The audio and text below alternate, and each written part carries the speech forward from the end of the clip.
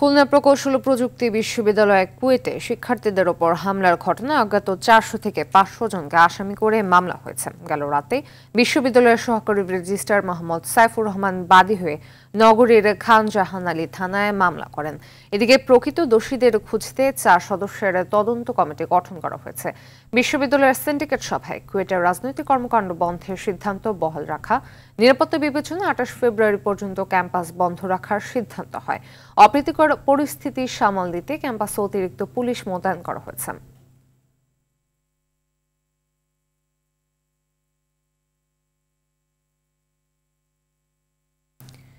এই মুহূর্তে খুলনা থেকে সরাসরি যোগ দিচ্ছেন সহকর্মী এস এম মনিরুজ্জামান।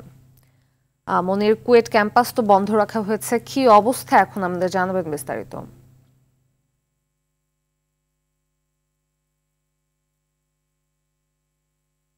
কিছুটা নমনীয় অবস্থায় রয়েছে শিক্ষার্থীরা।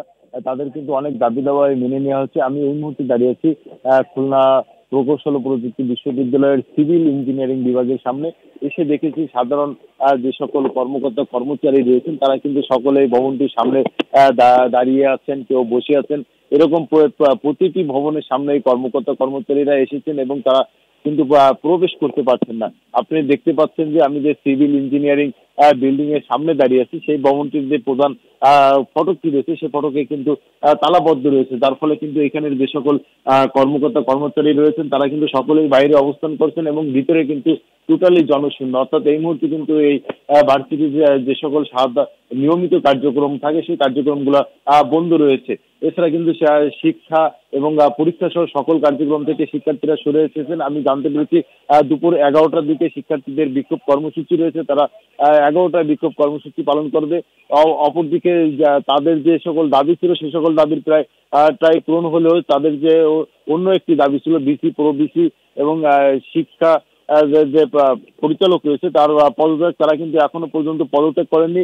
তারা কিন্তু শক্ত অবস্থানে রয়েছেন বলে আমি জানতে পেরেছি। অপরদিকে শিক্ষার্থীরা তাদের যে দাবি বিসি প্রবিসির পদত্যাগ না হওয়া পর্যন্ত তারা এই বিশ্ববিদ্যালয়ে কোনো ক্লাস করবেন না, কোনো পরীক্ষায় অংশগ্রহণ করবেন না বলে তারা স্পষ্ট ভাষায় জানিয়ে দিয়েছেন। সেই সঙ্গে কিন্তু গতকাল বিকালে তারা যে সমাবেশটি করেছিলেন সেই সমাবেশ থেকে তারা একটি সরকারের প্রতি একটি দাবি জানিয়েছেন যে অনতিবিলম্বে প্রবিসির পদত্যাগ এবং এই ভার্সিটিতে নতুন বিসি প্রবিসির নিয়োগ দেওয়ার জন্য। যতক্ষণ পর্যন্ত নতুন বিসি প্রবিসি না আসবে ততক্ষণ পর্যন্ত তারা কিন্তু কোনো শিক্ষা কার্যক্রমে অংশগ্রহণ করবেন না বলে স্পষ্ট ভাষায় তারা জানিয়ে দিয়েছেন।